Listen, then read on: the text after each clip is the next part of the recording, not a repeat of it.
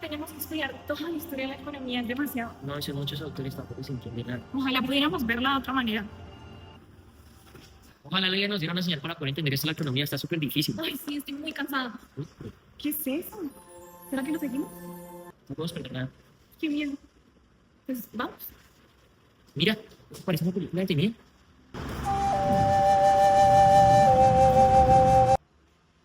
¿Y por qué solo hay una época? ¿Era antigua y edad media? Tal vez aparece una por una. Acércate. ¿Esto nos está hablando? ¿Qué es ¿Dónde eso? estábamos? ¿Por qué tienes esa ropa? Yo Sí, quería muy conseguir bien. tiempo. Muy bien.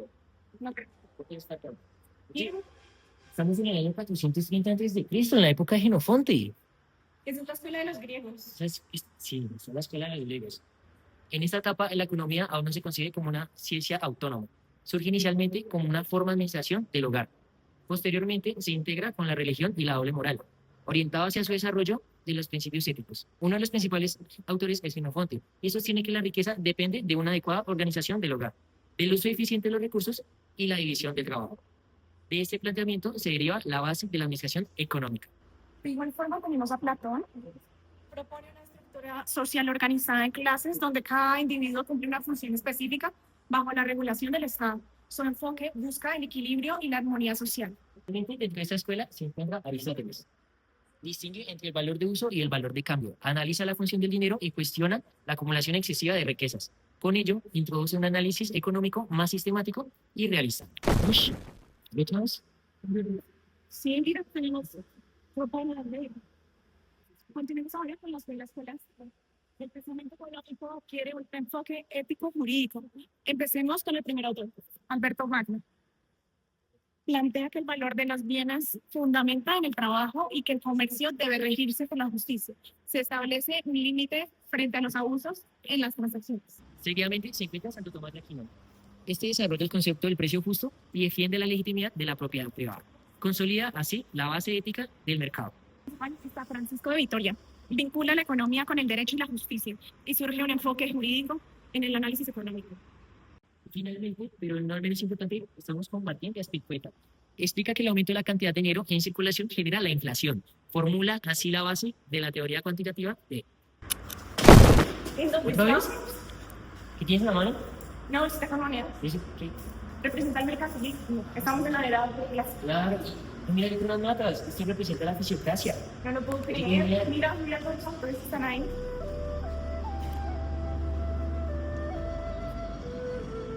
En este periodo surgen estados con mayor capacidad de intervención y organización. Estas ideas corresponden a la escuela mercantilista que sostiene que la riqueza depende de la acumulación de metales preciosos y del control del comercio exterior. Bueno, paralelamente se expande el comercio internacional como eje del desarrollo económico, reforzando el enfoque del propio mercantilismo. Iniciamos con el primer autor, Jean-Baptiste Holbein. Este promueve la intervención estatal para proteger la industria nacional. Bueno, ahora vamos a empezar a hablar del señor Thomas More. Este sostiene que la riqueza de un país depende de exportar más de lo que importa, introduciendo el concepto del superávit comercial.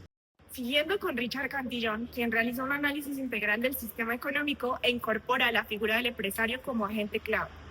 Luego pasamos al señor David Hume, quien demuestra que la acumulación excesiva de dinero provoca una inflación, formulando una crítica directa a la escuela mercantilista. Bueno, en este contexto abordamos al señor François Quesnay, quien desarrolla el cuadro económico, donde explica la circulación de la riqueza entre los distintos sectores, destacando que solo la agricultura genera un producto neto. Además, defiende que la economía funciona mejor bajo las leyes naturales sin interferencias artificiales, consolidando los principios de la fisiocracia. Uy, oye, mira, cambiamos de ropa otra vez, ¿esto qué significa? Mira, estamos en la economía clásica. La camisa significa el formalismo, ya es una ciencia en economía. Claro.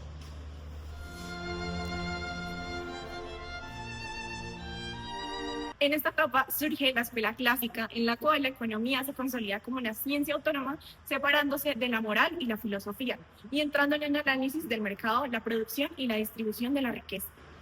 Esta escuela defiende la libertad económica, la propiedad privada y sostiene que los mercados pueden autorregularse sin intervención directa del Estado, a través de las decisiones individuales. Iniciamos con Adam Smith. Él es el primer autor, quien desarrolla la teoría de la mano invisible, según la cual La búsqueda del beneficio individual contribuye al bienestar general. Además, explica la división del trabajo como un factor clave para aumentar la productividad y la eficiencia, sentando así las bases del mercado libre.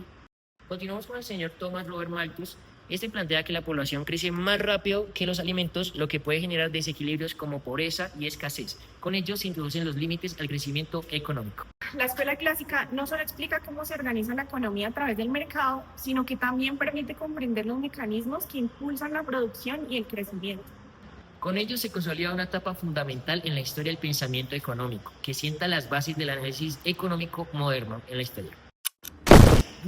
¿En dónde estamos? Sí, mira la época. Era neoclásica. Y los neoricardianos. ¿Y qué ¿Qué dices? tienes? Yo tengo un esfero, creo que es para hacer... Yo tengo gráficas. Esto representa la oferta y demanda, con su equilibrio. Wow. Mira todos los autores. En esta etapa surge la escuela neoclásica, donde el concepto del valor cambia, deja de ser objetivo y pasa a depender de la percepción individual, es decir, la utilidad que cada persona le asigna a los bienes. Este enfoque se centra en el comportamiento del consumidor, las preferencias individuales y la forma en que se toman las decisiones económicas. Iniciamos con el primer autor de la era neoclásica, Hermann Heinrich Gödel. Este explica que a medida que una persona consume más de un bien, la satisfacción adicional que obtiene disminuye progresivamente, formulando la ley de la unidad marginal decreciente. Continuando con el señor William Stanley Jevons, este plantea que el valor de un bien no está en el objeto en sí, sino en la importancia que se le asigna al consumidor, destacando el papel entre las preferencias individuales. Luego pasamos a Leon Walras, quien desarrolla el modelo de equilibrio general, explicando que todos los mercados están interrelacionados y que el equilibrio se alcanza cuando todas las variables se ajustan simultáneamente. Continuando con el señor Alfred Marshall, este integra la oferta y la demanda como fuerzas que determinan los precios, explicando el equilibrio de mercado como el punto donde coinciden los productores y los consumidores. Posteriormente, en la corriente neoricardiana abordamos a Piero Sraffa, quien critica el enfoque neoclásico. En este sentido, propone que los precios deben explicarse principalmente a partir de los costos de producción, retomando un enfoque centrado en lo productivo y cuestionando la teoría subjetiva del valor. Con ello se evidencian tanto los aportes como las críticas a la escuela neoclásica en la evolución del pensamiento económico. Otra vez, oye, yo quito en la mano. Oye, ¿qué te pasa? Oye, Estamos en la era de mercados imperfectos. Hay que tachar todo lo que está. claro. En esta etapa se reconoce que el mercado no funciona de manera perfecta. Surgen enfoques de evidencias, fallas y estructuras que limitan la competencia, dando lugar al análisis de los mercados imperfectos. Esto implica que algunas empresas pueden influir en los precios y que no siempre existe un equilibrio competitivo real en la economía. Iniciamos con el primer autor, Antoine-Auguste Cournot, quien analiza cómo ciertas empresas tienen poder para influir en los precios, especialmente en mercados con pocos competidores, describiendo así el funcionamiento de los oligopolios. Continuando con el caballero Edward Chamberlain, este desarrolla la teoría de la competencia imperfecta, explicando que los productos pueden diferenciarse, lo que reduce la competencia directa entre las empresas. Luego pasamos a Joan Robinson, quien estudia el poder del mercado de las empresas, evidenciando cómo este puede generar desequilibrios y desigualdades dentro del sistema económico. Continuamos con el señor John Maynard Keynes, quien plantea que el Estado debe intervenir en momentos de crisis económicas mediante políticas fiscales y monetarias, con el fin de aumentar el empleo y estimular la demanda. Finalmente, en el ámbito internacional, continuamos con Raoul Prebisch, quien analiza las relaciones económicas globales y explica la existencia de una estructura desigual entre países, dividida en centro y periferia. Se consolida una visión más realista de la economía, donde se reconocen las fallas del mercado y la necesidad de la intervención y el análisis estructural. ¿Por qué me estás jalando? No sé, ¿en dónde estamos? Estamos en el socialismo. No puede ser. No, con razón estoy vestido así. Soy una persona esclavizada. Eres el trabajador, yo soy la empleadora. Aquí es donde se Con me razón. queda. El rojo representa la lucha de clases.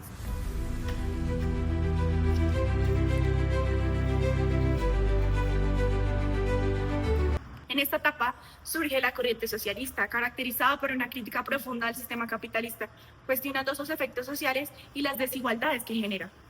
Por la razón como me ven vestido, es que se plantea la necesidad de transformar la organización económica para lograr mayor equidad y una justicia social con las clases. Iniciamos con el primer autor de la era socialista, Henry de Saint-Simon, quien propone la planificación económica como forma de organización social, buscando estructurar la sociedad de manera más equitativa y orientada al bienestar colectivo.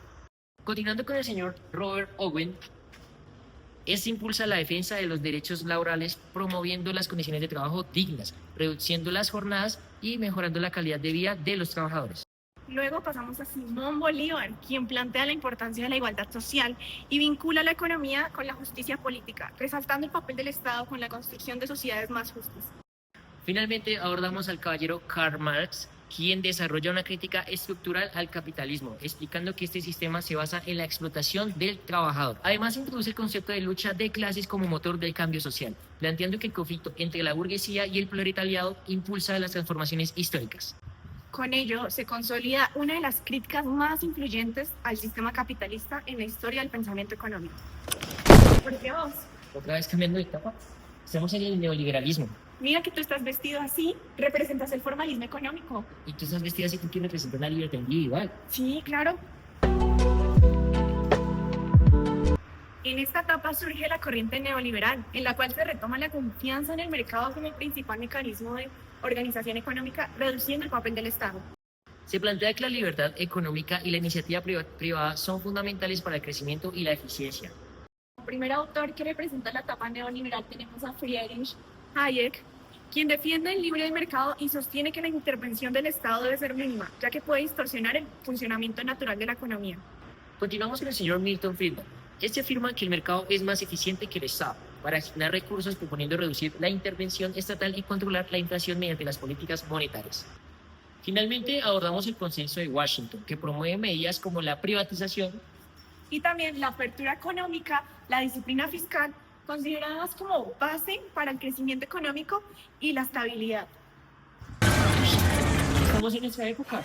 No lo puedo creer, llevamos en el tiempo. La verdad, aprendimos mucho sobre economía. Ahora sí es súper fácil, nos va a ir muy bien. Vimos cómo la economía pasaba de ser una organización al hogar a volverse una ciencia que estudia el comportamiento del ser humano. Lo mejor de todo es que va a seguir avanzando. Sí, Qué rico. estoy muy feliz. Va a pasar economía. Sí, con 5.